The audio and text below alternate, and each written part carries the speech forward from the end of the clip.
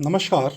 मैं doctor Satyapal Singh, assistant professor, अर्थशास्त्र विभाग, दिग्विजयनाथ स्नातकोत्तर महाविद्यालय, गोरखपुर, उत्तर प्रदेश।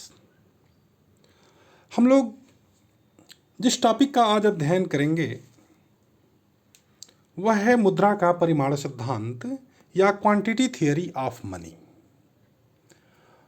और इस क्वांटिटी थियरी ऑफ मनी के अंतर्गत मुद्रा के मूल्य को निर्धारित करने का काम किया जाता है, या ये कहें कि मुद्रा के मूल्य को कैसे निर्धारित किया जाए, इसके संदर्भ में मुद्रा का परिमाण सिद्धांत एक मार्गदर्शन प्रदान करता है।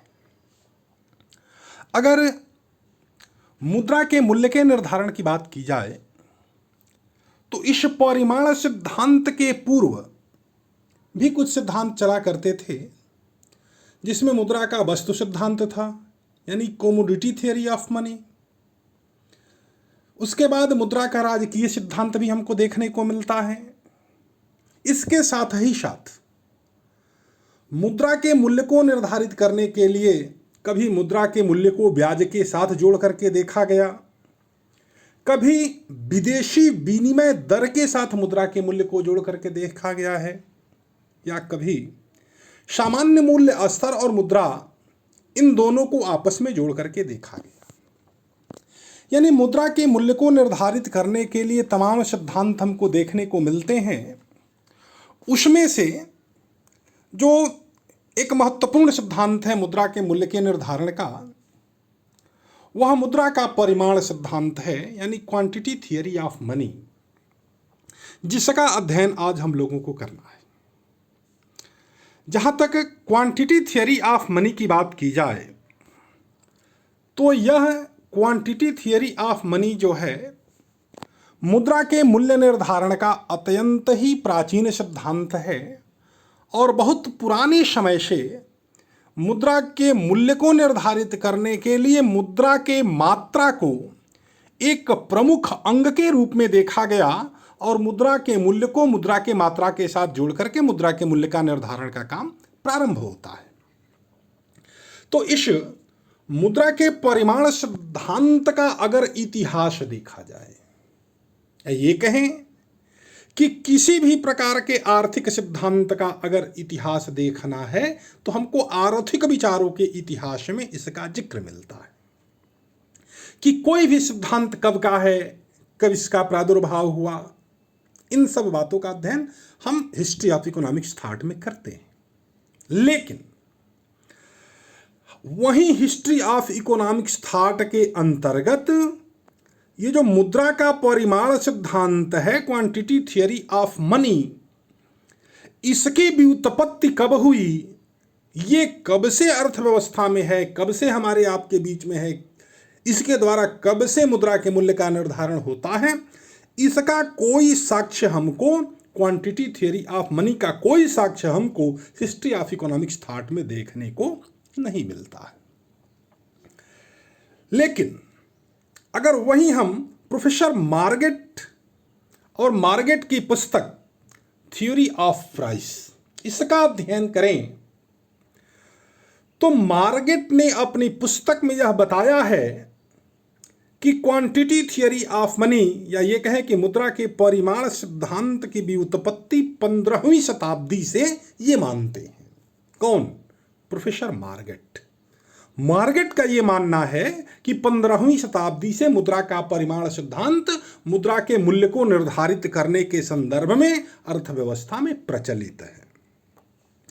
इसके साथ ही साथ अगर बाद के अर्थशास्त्रियों का अध्ययन किया जाए तो कुछ अर्थशास्त्रियों का यह भी मानना है कि 16वीं शताब्दी में इटालियन वणिकवादी अर्थशास्त्री दवनगत्ती के द्वारा इस मुद्रा के परिमाण सिद्धांत की प्रारंभिक व्याख्या की जाती है। यानी वह प्रारंभिक अर्थशास्त्री जिसने मुद्रा के मूल्य को मुद्रा के मात्रा से जोड़ करके देखने का काम किया, कुछ अर्थशास्त्रियों का यह मानना है कि वह इटालियन वणिकवादी अर्थशास्त्री है जिसने 16वीं शताब्दी से मुद्रा के मूल्य को मुद्रा के मात्रा के साथ जोड़ने का काम किया है।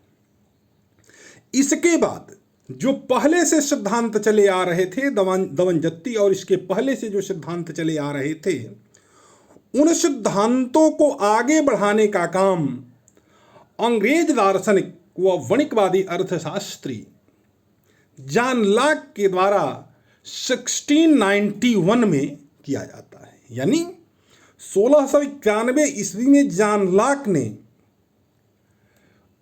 अपने पूर्व से चले आ रहे मुद्रा के परिमाण सिद्धांत को और परिष्कृत करने का काम किया। पुनः 1752 ईस्वी 1752 में डेविड ह्यूम जो है अंग्रेज दार्शनिक और प्रकृतिवादी अर्थशास्त्री, इस डेविड ह्यूम ने अपने पूर्व के द्वारा जो अर्थशास्त्रियों के द्वारा जो इस सिद्धांत का प्रतिपादन किया जाता है, उन बातों को और प्योर करने का और परिष्कृत करने का काम डेविड ह्यूम ने किया। पुनः अंग्रेज अर्थशास्त्री जे.एस. मिल, और यह क्लासिकल अर्थशास्त्री था, और जे.एस. मिल जो क्लासिकल अर्थशास्त्री था, इसने 1848 में इसमें आवश्यक संशोधन किया। तत्पश्चात प्रोफेसर इरविंग फिशर जो अमेरिकी अर्थशास्त्री है, इरविंग फिशर इसको आधुनिक स्वरूप प्रदान करने का काम करते हैं। यानी आधुनिक स्वरूप में जो आज हमको मुद्रा का परिमाण सिद्धांत देखना है, जो हमारे सामने है आज, इस स्वरूप को देने का काम प्रोफेसर इरविंग फिशर के द्वारा किया जाता है। यानी एक लंबी परंपरा के अंतर्गत हमने क्या देखा कि सबसे पहला दवनजत्ती को माना गया, उसके बाद जॉन लॉक ने उसको परिष्कृत किया, जॉन लॉक के बाद डेविड ह्यूम ने उसको परिष्कृत किया, उसको और बढ़िया करने का काम जे.एस. मिल, और आधुनिक स्वरूप देने का काम प्रोफेसर इरविंग फिशर का है।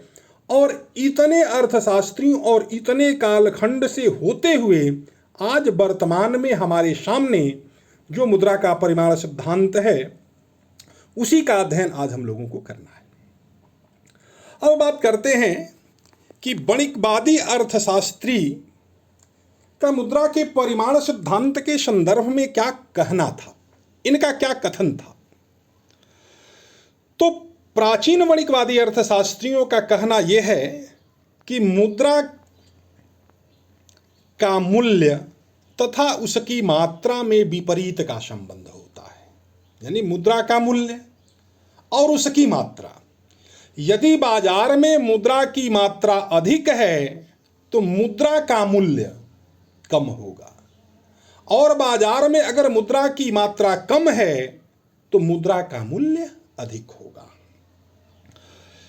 और वही प्राचीन अर्थशास्त्रियों का यह भी मानना है कि मुद्रा की मात्रा तथा मूल्य स्तर में पाया जाने वाला संबंध प्रत्यक्ष होता है। यहां पर हमने क्या देखा, पहले लाइन में हमने देखा कि मुद्रा का मूल्य तथा मुद्रा की मात्रा, मुद्रा का मूल्य तथा मुद्रा के मात्रा में विपरीत संबंध होता है। और वहीं दूसरे लाइन में यह कहा जा रहा है कि मुद्रा की मात्रा तथा मूल्य स्तर, और मूल्य स्तर से मतलब यह सामान्य मूल्य स्तर, वस्तुओं का मूल्य और सेवाओं का मूल्य, वस्तुओं और सेवाओं के मूल्य से संबंधित है यहाँ पे। तो मुद्रा की मात्रा और मूल्य स्तर में पाया जाने वाला संबंध प्रत्यक्ष तो होता है, परंतु आनुपातिक होना आवश्यक नहीं है। इसको थोड़ा सा फिर से हम अब से समझेंगे। जैसे ये कहा जा रहा है कि प्राचीन अर्थशास्त्रियों का ये मानना है कि मुद्रा की मात्रा और मूल्य स्तर में पाया जाने वाला संबंध प्रत्यक्ष होता है। अगर अर्थव्यवस्था में मुद्रा की मात्रा कम है तो सामान्य मूल्य स्तर यानी वस्तुओं और सेवाओं का मूल्य, आटा का मूल्य, चावल का मूल्य, दाल का मूल्य, टीवी का मूल्य, लैपटॉप का मूल्य, मोबाइल का मूल्य वगैरह वगैरह, जितनी भी वस्तुएं और सेवाएं बाजार में उपलब्ध हैं, उन सबों के मूल्यों की यहां पर बात हो रही है कि मुद्रा की मात्रा अगर अर्थव्यवस्था में अधिक है तब वस्तुओं और सेवाओं का मूल्य भी अधिक होगा। मुद्रा की मात्रा आज अर्थव्यवस्था में अधिक है तो वस्तु और सेवा का मूल्य भी अधिक होगा। और ये कहा जा रहा है कि वस्तु और सेवा की अर्थव्यवस्था में मुद्रा की मात्रा यदि कम है, हमारे और आपके हाथों में, अर्थव्यवस्था में रहने वाले लोगों के हाथों में यदि मुद्रा की मात्रा कम है तो सामान्य मूल्य स्तर भी कम होगा।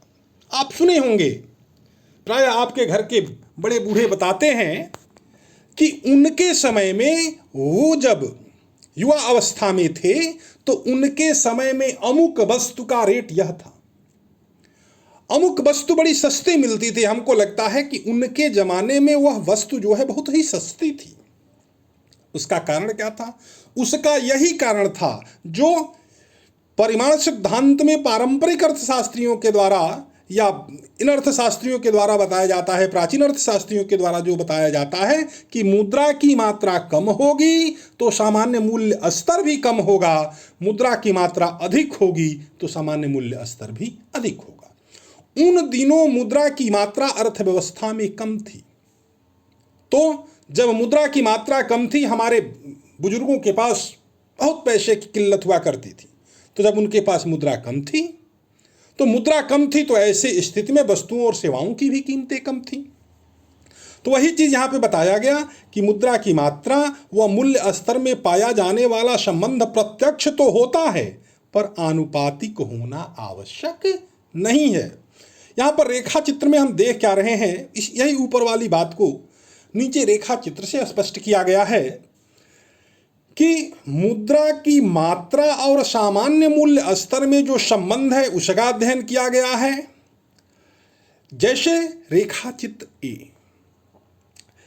चित्र ए में दिखाया गया है कि ओ एक्स अक्ष पर क्वांटिटी ऑफ मनी और ओ वाई अक्ष पर प्राइस लेवल दिखाया गया है, मूल्य स्तर दिखाया गया है।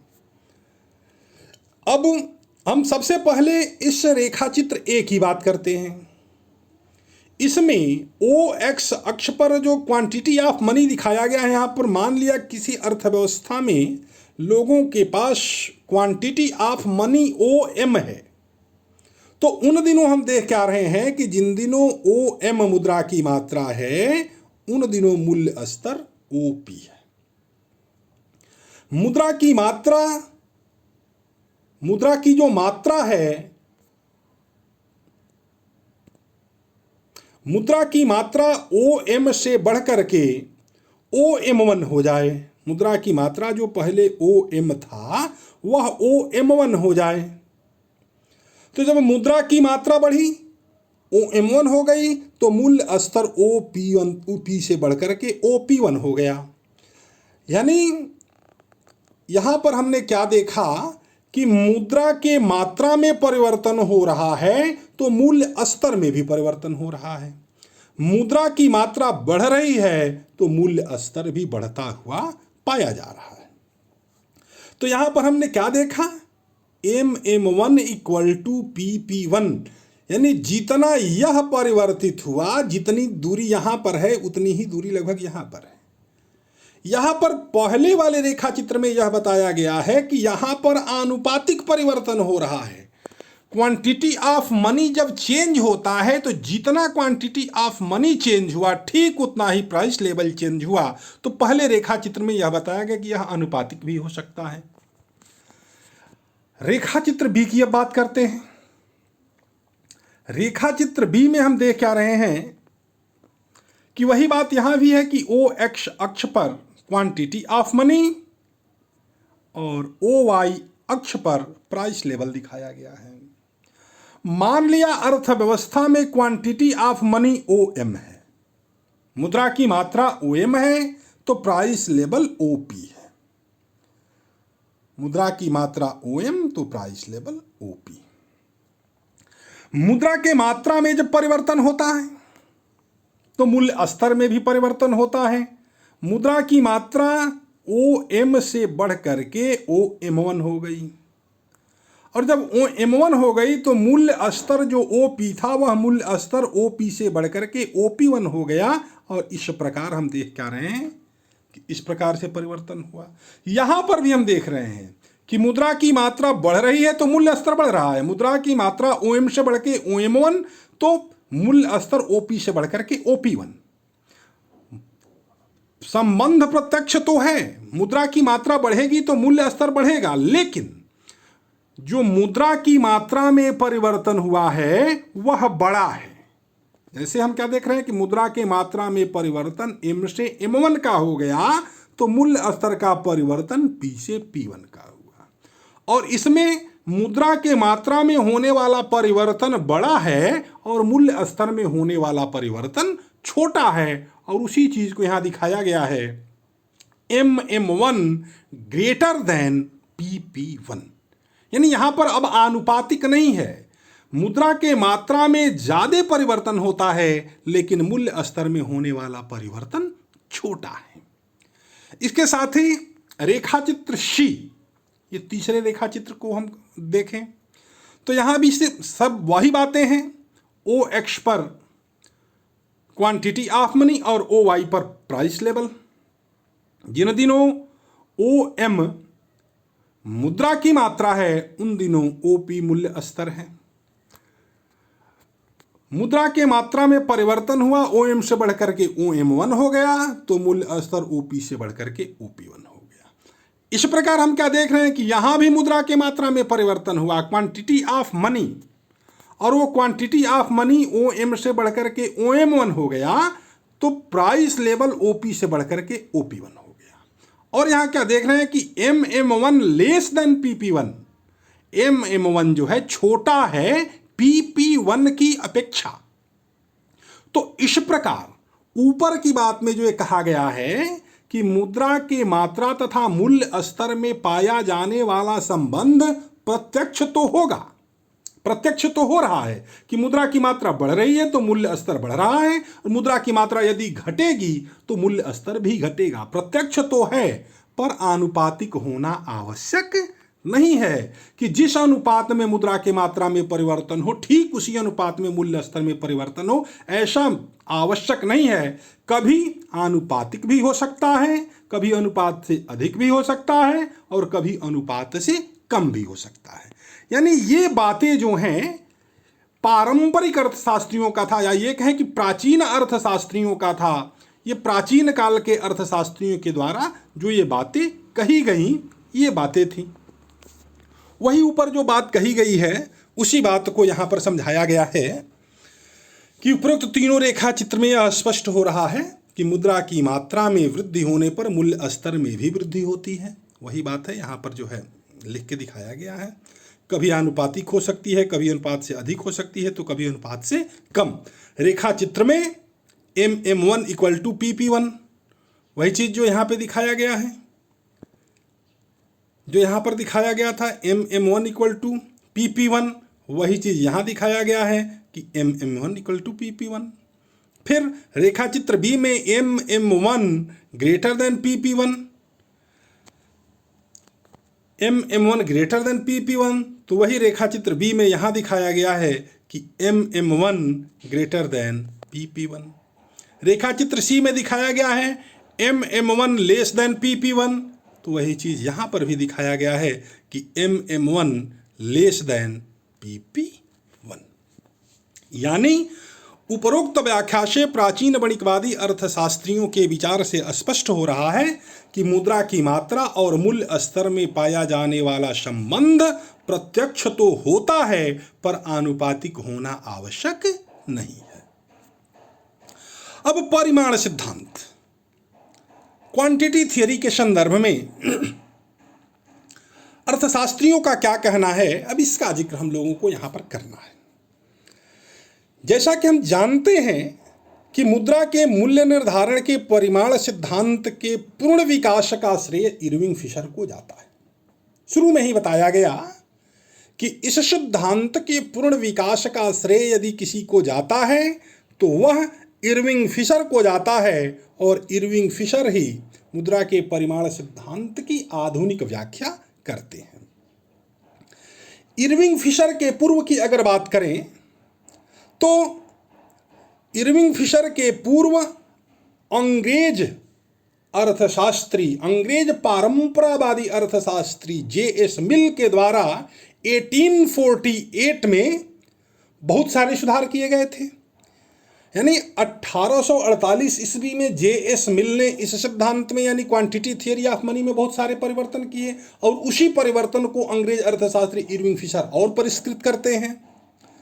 तो इन अर्थशास्त्रियों के द्वारा यानी डेविड ह्यूम, उसके बाद जो है J.S. मिल, अमेरिकी अर्थशास्त्री इरविंग फिशर, इन लोगों ने मुद्रा के परिमाण के संदर्भ में, मुद्रा के क्वांटिटी थियरी ऑफ मनी के संदर्भ में क्या अपनी बातें रखी, क्या ये सोच रखा, उन सब बातों का अध्ययन जो है हम इनकी परिभाषाओं के आधार पर कर सकते हैं। तो जो परिभाषा परंपरावादी अर्थशास्त्री J.S. मिल ने 1848 में दिया था, उसका हम यहाँ पर अध्ययन करते हैं। वो ये कहते हैं कि अन्य बातें समान रहते हुए मुद्रा के मूल्य में परिवर्तन उसके मात्रा के ठीक विपरीत दिशा में होता है। मुद्रा के मूल्य में परिवर्तन, यहाँ पर मुद्रा के मूल्य की बात हो रही है, न कि बाजार मूल्य की बात हो रही है। मुद्रा के मूल्य में परिवर्तन उसके मात्रा के ठीक विपरीत दिशा में होते हैं। और क्या कहते हैं कि मुद्रा की मात्रा में प्रत्येक वृद्धि उसके मूल्य को उसी अनुपात में घटाती है। मुद्रा के मूल्य की बात हो रही है,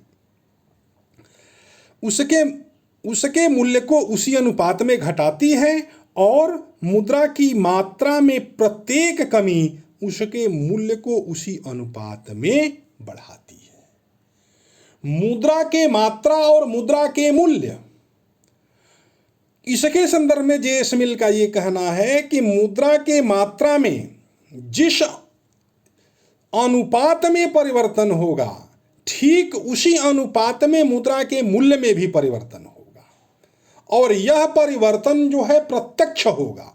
यदि मुद्रा के मात्रा में वृद्धि होगी तो मुद्रा के मूल्य में भी वृद्धि होगी और जितनी मुद्रा की मात्रा में परिवर्तन हुआ, ठीक उसी अनुपात में मुद्रा के मूल्य में भी परिवर्तन होगा।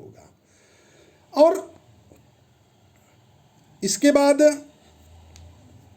Professor J.S. मिल से ही मिलती जुलती परिभाषा प्रोफेसर टासिंग के द्वारा दी जाती है और टासिंग ये कहते हैं कि यदि मुद्रा की मात्रा को दोगुनी कर दी जाए, टासिंग क्या कहते हैं कि यदि मुद्रा की मात्रा को दोगुनी कर दी जाए तो अन्य बातें समान रहते हुए सामान्य मूल्य स्तर दोगुना हो जाते हैं और मुद्रा का मूल्य आधा हो जाता है। यहाँ पर एक चीज ध्यान देने वाली चीज है, टासिंग मुद्रा की मात्रा, मुद्रा का मूल्य और सामान्य मूल्य स्तर तीनों को यहां जोड़ने का काम करते हैं। वो ये कहते हैं कि मुद्रा की मात्रा को दोगुनी कर दिया यानी दोगुनी बढ़ा दी जाए तो अन्य बातें समान रहते हुए सामान्य मूल्य स्तर भी दोगुने हो जाएंगे। यानी जिन जिन वस्तुओं और सेवाओं को हमको खरीदना है वो सारी वस्तुएं और सेवाएं, उनकी कीमतें दोगुनी हो जाएंगी। मुद्रा की मात्रा हमारी दोगुनी तो वस्तुओं और सेवाओं की कीमतें भी दोगुनी हो जाएंगी और मुद्रा का मूल्य आधा हो जाएगा। यानी मुद्रा में जो खरीदने की शक्ति है, परचेजिंग पावर जो मुद्रा के पास है, वह पावर घट जाएगी। और वही चीज फिर नीचे क्या कह रहे हैं कि इसके विपरीत यदि मुद्रा की मात्रा आधी कर दी जाए, सप्लाई ऑफ मनी को कम कर दिया जाए, तो सामान्य मूल्य स्तर भी आधे हो जाते हैं और मुद्रा का मूल्य बढ़कर दोगुना हो जाता है। यानी मुद्रा की मात्रा को अगर आधा कर दिया जाए, पूर्ति को घटा दिया जाए, तो जब पूर्ति को घटा दिया जाएगा, हमारे और आपके पास जब मुद्रा कम हो जाएगी, तब ऐसी स्थिति में क्या होगा, वस्तुओं और सेवाओं की भी कीमतें कम हो जाएंगी और जो हमारे पास मुद्रा है, कम ही मुद्रा है, लेकिन उस मुद्रा में परचेजिंग पावर ज्यादा हो जाएगा और उसी अनुपात में इसमें परिवर्तन होता है। तो वही यहां पर टासिंग का कहना है कि मुद्रा की मात्रा दोगुनी तो मुद्रा का मूल्य आधा और सामान्य मूल्य स्तर भी दोगुना। इसके विपरीत मुद्रा की मात्रा आधी तो सामान्य मूल्य स्तर भी आधा और मुद्रा का मूल्य बढ़कर दोगुना हो जाएगा। अब नीचे दिया गया है कि उपरोक्त परिभाषा से यह स्पष्ट हो रहा है कि मुद्रा की मात्रा और सामान्य मूल्य स्तर में पाया जाने वाला संबंध प्रत्यक्ष और आनुपातिक होता है। और दूसरा दिया जा रहा है कि मुद्रा की मात्रा और मुद्रा के मूल्य में आनुपातिक व विपरीत संबंध पाया जाता है। दोनों चीजें यहां पर बात की जा रही हैं। यहां पर दोनों चीजों को थोड़ा ध्यान देना होगा। मुद्रा की मात्रा और सामान्य मूल्य स्तर, और नीचे वाले में कहा जा रहा है कि मुद्रा की मात्रा और मुद्रा का मूल्य। तो मुद्रा की मात्रा और सामान्य मूल्य स्तर में पाया जाने वाला जो संबंध है प्रत्यक्ष और आनुपातिक होता है। और दूसरे लाइन में यह कहा गया कि मुद्रा की मात्रा और मुद्रा के मूल्य में आनुपातिक व विपरीत का संबंध पाया जाता है। और उसी बात को यहां रेखा चित्र के माध्यम से स्पष्ट किया गया है कि मुद्रा की मात्रा और सामान्य मूल्य स्तर से मतलब यह है कि बाजार में जो वस्तुएं और सेवाएं हैं उनके मूल्य की बात हो रही है। प्रत्यक्ष व आनुपातिक संबंध को निम्न रेखा चित्र के माध्यम से स्पष्ट किया गया है। रेखा चित्र में हम देख रहे हैं कि OX पर क्वांटिटी ऑफ मनी और OY पर प्राइस लेवल दिखाया गया है। जिन दिनों OM क्वांटिटी ऑफ मनी मुद्रा की मात्रा है, उन दिनों प्राइस लेवल जो है, मूल्य स्तर जो है OP है। मुद्रा की मात्रा OM से बढ़कर के OM1 हो गया तो मूल्य स्तर OP से बढ़कर के OP1 हो गया। मुद्रा की मात्रा OM से घट करके OM2 हो गया तो मूल्य स्तर भी घट करके OP से OP2 हो गया।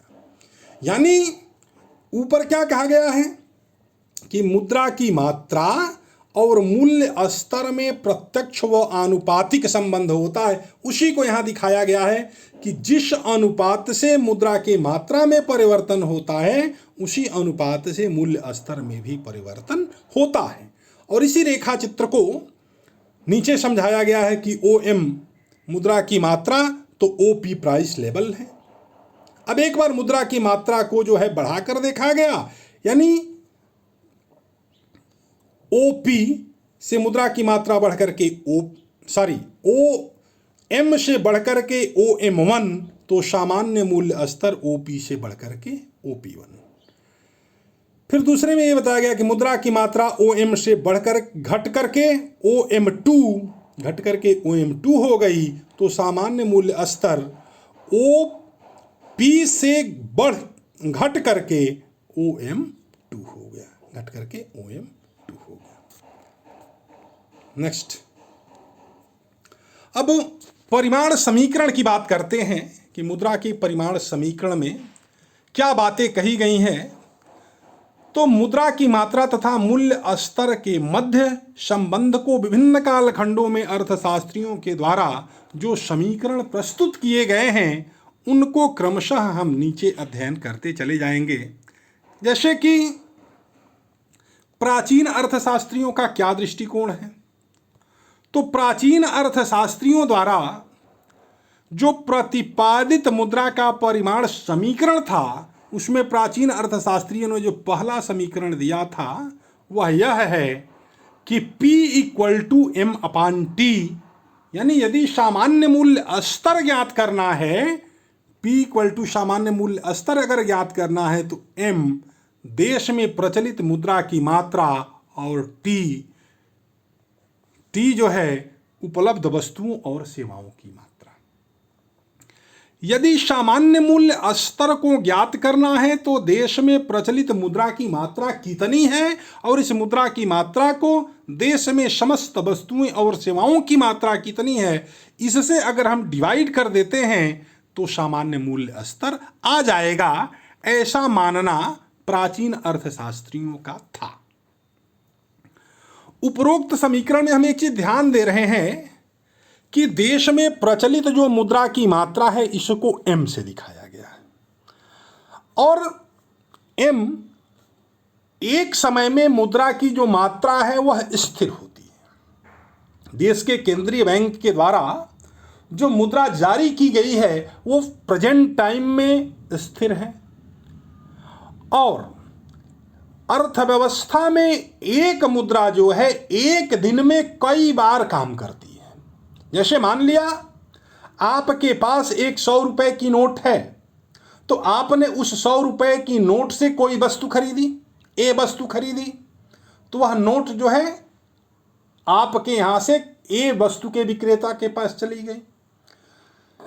वो 100 रुपए ए वस्तु का विक्रेता पाया, वह ए वस्तु का विक्रेता जो है उसी 100 रुपए की नोट से कोई बी वस्तु खरीद लिया।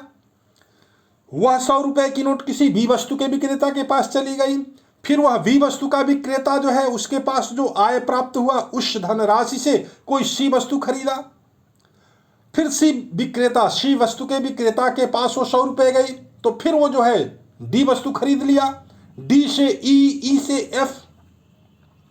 यानी अर्थव्यवस्था में मुद्रा की मात्रा के साथ साथ मुद्रा के मात्रा की एक चलन गति भी होती है कि एक इकाई मुद्रा अर्थव्यवस्था में कितने लेयर में जो है वस्तुओं को खरीदने और बेचने में सहायक हो पा रहा है। तो इस आधार पर हम प्रथम समीकरण में मुद्रा के चलन गति को नहीं देखते, तो बाद के अर्थशास्त्रियों ने इस समीकरण को और परिष्कृत करने के हिसाब से इसमें चलन गति को जोड़ दिया, और जब इसमें चलन गति को जोड़ दिया गया तो एक नए समीकरण के रूप में हमारे सामने आया। ये जो पहला समीकरण था P = m/t, अब P = m/t जो है यह परिवर्तित होकर के एक दूसरे समीकरण के रूप में आ जाता है। बाद के अर्थशास्त्रियों ने इसमें v मुद्रा की चलन गति को v से दिखाया है और mv/t, P = mv/t। यानी सामान्य मूल स्तर को अगर ज्ञात करना है तो मुद्रा की मात्रा और मुद्रा के चलन गति इन दोनों को जोड़ दिया जाए, इन दोनों को क्लब कर दिया गया, और उसके बाद जो है अगर t से डिवाइड कर दिया जाए तो सामान्य मूल्य स्तर आ जाता है। तो इस प्रकार हमने देखा कि प्राचीन अर्थशास्त्रियों का मुद्रा के मूल्य के निर्धारण के संदर्भ में क्या कहना था। लेकिन जैसा कि आप जानते हैं कि समय परिवर्तनशील है, जैसे जैसे समय बदलता गया और अर्थव्यवस्था में व्यापार और वाणिज्य का स्वरूप बदलता गया, उनके भुगतान का स्वरूप भी बदलता चला गया, और सिर्फ जो बिजनेस और व्यापार है सिर्फ कागजी नोट के बदौलत ना होकर के अब शाख मुद्रा भी हमारे वाणिज्य और उद्योग में जुड़ने लगा। और प्राचीन अर्थशास्त्री जो है किसी भी प्रकार के क्रेडिट मनी को या शाख मुद्रा को जो है मुद्रा के मूल्य को निर्धारित करने में जोड़कर नहीं देखते हैं। तो आगे के अर्थशास्त्रियों ने इसमें माने मुद्रा के परिमाण सिद्धांत में शाख मुद्रा को जोड़ते हैं, और शाख मुद्रा को जोड़ करके मुद्रा के परिमाण सिद्धांत की कल्पना की जाती है। तो उपरोक्त बातों को ध्यान में रख करके, जैसा कि आप देख रहे हैं स्लाइड पे दिया गया है कि उपरोक्त बातों को ध्यान में रख करके प्रसिद्ध अमेरिकी अर्थशास्त्री प्रोफेसर इरविंग फिशर सन 1911 ईस्वी में प्रकाशित उनकी पुस्तक the purchasing power of money में मुद्रा के मूल्य को निर्धारित करने के लिए एक नवीन सिद्धांत दिया, जिसको आप तृतीय समीकरण के रूप में यहां देख रहे हैं। और उस तृतीय समीकरण में हम देख कर रहे हैं कि P = mv/t ये पुराना है, इसमें एक नई चीज जोड़ दी गई है m' और v'। m' और v' नई चीज जुड़ी, और इसी समीकरण को जो है एक नया रूप प्रदान किया गया कि इस t को जो है इधर कर दिया गया, यानी pt = mb + m'-v'। वही समीकरण है, अब एक नए रूप में यहां पे आ गया। और इस समीकरण के सभी शब्दों के वही अर्थ हैं जो पीछे के समीकरण में हैं, परंतु इसमें एम डैश और वी डैश दो नए शब्द हैं और इन दोनों का मतलब यह है, एम डैश से मतलब यह है कि शाख मुद्रा की मात्रा और वी डैश का मतलब यह है कि शाख मुद्रा की चलन गति। अब संपूर्ण मुद्रा और मुद्रा के चलन गति में यदि शाख मुद्रा और शाख मुद्रा के चलन गति को जोड़ दिया जाए और इसको टी से अगर डिवाइड कर देते हैं, समस्त वस्तुओं और सेवाओं से डिवाइड कर देते हैं, तो इरविंग फिशर का मानना है कि मुद्रा के मूल्य को इस प्रकार से निर्धारित किया जा सकता है। तो ये सब बातें जो है मुद्रा के परिमाण सिद्धांत के संदर्भ में हम लोगों ने प्राचीन अर्थशास्त्रियों के विचार देखे, प्राचीन अर्थशास्त्रियों के बाद अमेरिकी अर्थशास्त्री इरविंग फिशर के विचार देखे, और ये सारे के सारे विचार ये कहें कि मुद्रा का जो परिमाण सिद्धांत है कुछ मान्यताओं पर आधारित है, तो वो कौन सी मान्यता है जिन पर ये परिमाण सिद्धांत आधारित है, इनका एक एक करके हम लोग अध्ययन करेंगे। जैसे पहला जो है मान्यता कि समीकरण में टी जो वस्तुओं की कुल मात्रा है उसे अल्पकाल में स्थिर मान लिया गया है, क्योंकि अगर वस्तुओं की मात्रा में परिवर्तन होता रहेगा तो मुद्रा के परिमाण सिद्धांत में किसी भी प्रकार की गणना करना बहुत ही कठिन हो जाएगा। तो इस आधार पर यह कहा गया कि टी जो वस्तुओं और सेवाओं की कुल मात्रा है उसे अल्पकाल में स्थिर मान लिया गया है। दूसरी मान्यता वी, जिसे इरविंग फिशर ने मुद्रा के चलन गति के नाम से संबोधित किया, उसे भी अल्पकाल में स्थिर मान लिया गया। तीसरा, कुल मुद्रा की मात्रा जिसे एम द्वारा प्रदर्शित किया गया है, और एम डैश जो कुल शाख मुद्रा की मात्रा है, इसे इन दोनों में एक निश्चित अनुपात होता है, यानी मुद्रा में और शाख मुद्रा में एक निश्चित अनुपात पाया जाता है, इन दोनों के बीच एक आनुपातिक संबंध होता है। और चौथी मान्यता यह है कि पी जो सामान्य मूल्य स्तर है एक निष्क्रिय शक्ति है। यह जो मूल्य स्तर है वह क्या है? यह निष्क्रिय शक्ति है। और इसके संदर्भ में फिशर का क्या कहना है कि फिशर ने यह कहा कि मुद्रा की मात्रा तथा अन्य तत्वों की मात्रा में परिवर्तन का मूल्य स्तर पर तो प्रभाव पड़ता है, यानी मुद्रा के मात्रा में परिवर्तन होगा, अन्य तत्वों में भी अगर परिवर्तन होता है तो मूल्य स्तर पर तो प्रभाव पड़ता है, परंतु यदि सिर्फ मूल्य स्तर में परिवर्तन होता है तो मुद्रा की मात्रा एवं अन्य तत्वों पर कोई प्रभाव नहीं पड़ता। ये मान्यताएं हैं, कुछ और मान्यताएं हैं, लेकिन कुछ प्रमुख मान्यताएं यही हैं जिनके आधार पर हम मुद्रा के परिमाण सिद्धांत का अध्ययन करते हैं। मुद्रा के परिमाण सिद्धांत की कुछ आलोचनाएं भी दी गई हैं जिनका यहाँ पर हम जिक्र कर लेंगे, जिसमें सबसे पहला जिक्र है, सबसे पहली आलोचना है कि अवास्तविक मान्यताओं पर आधारित। अवास्तविक मान्यताएं, जो पहले हमने मान्यता देखी, इसमें तमाम मान्यताएं अवास्तविक हैं और उन्हीं अवास्तविक मान्यताओं पर पूरा का पूरा ये परिमाण सिद्धांत आधारित है। दूसरी आलोचना यह है कि मुद्रा के चलन वेग को मापना कठिन है। अर्थव्यवस्था में हर मुद्रा का अपना एक चलन गति है। कोई मुद्रा अर्थव्यवस्था में 5 बार चलती होगी, कोई 10 बार चलती होगी, कोई 2 बार चलती होगी, कोई 1 बार चलती होगी, कोई चलती ही नहीं होगी। हर मुद्रा की चलन गति अपनी अपनी अलग अलग है, तो इसको मापना भी बहुत कठिन है।